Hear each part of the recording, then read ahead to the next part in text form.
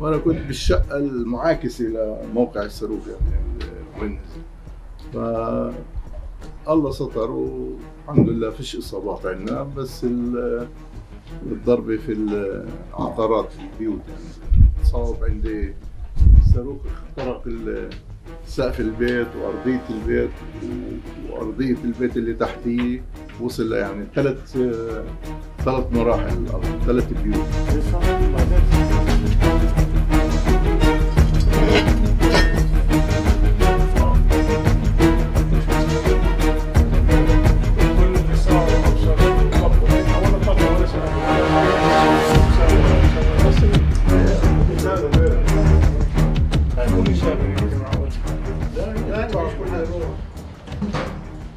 والمفروض انه هذه الحرب تتوقف، مش بس عشان يعني اليوم نزل صاروخ عندي لانه هذا ما بفيد حدا ولا اي انسان.